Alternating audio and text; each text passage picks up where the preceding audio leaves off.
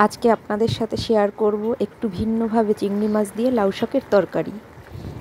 নিয়ে নিচ্ছি লাউ শাক, চিংড়ি মাছ, আলু। হ্যালো ভিউয়ার্স, আসসালামু আলাইকুম। আমার চ্যানেলে আপনাদের সবাইকে স্বাগতম।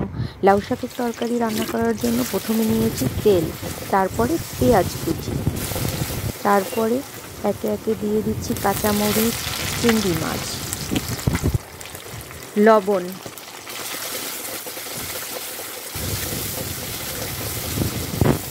সামান্য পরিমাণে একটু পানি অ্যাড করছি।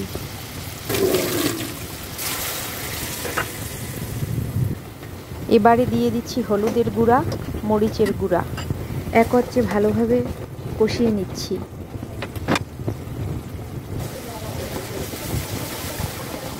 ভালোভাবে কষিয়ে নিয়ে এর ভিতরে এবার আলু অ্যাড করব।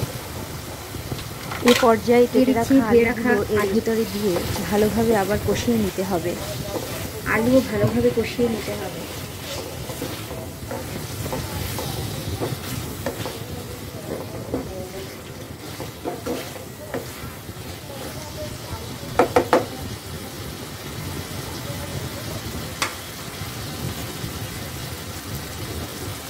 কষানোর জন্য দিয়ে দিচ্ছি সামান্য পরিমাণে একটু পানি।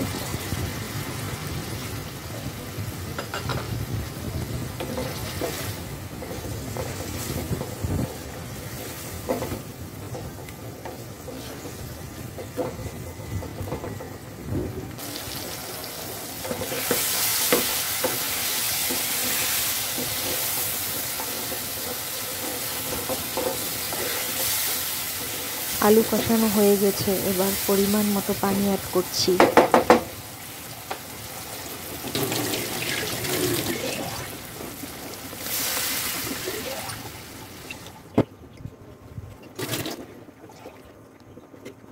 এ পর্যায়ে পানি গরম হয়ে এলেই আমরা শাক দিয়ে দিব। পানি অনেকটা গরম হয়ে গেছে, এবার লাউ শাক দিয়ে দিচ্ছি।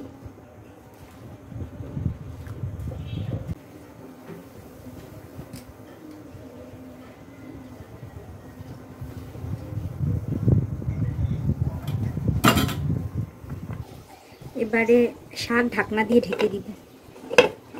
যতক্ষণ পর্যন্ত শাক আধা সিদ্ধ না হচ্ছে ততক্ষণ আমরা ঢাকনা তুলব না।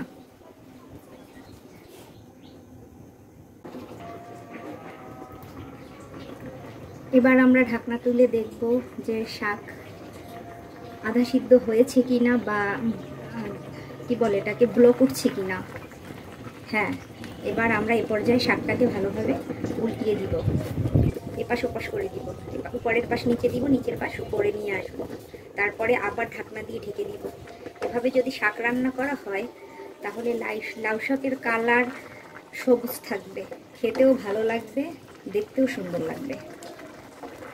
আপনারা ট্রাই করে দেখতে পারেন এভাবে রান্না করে।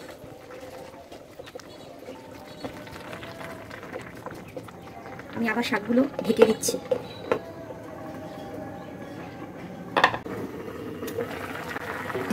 দেখেছেন, শাকের কালার কিন্তু সবুজই রয়েছে, কালার কিন্তু একটুও নষ্ট হয়নি। শাকগুলো সম্পূর্ণ সিদ্ধ হয়ে গেছে। এবার আমরা এটা দিয়ে শাকগুলো ভালোভাবে ভেঙে দিব।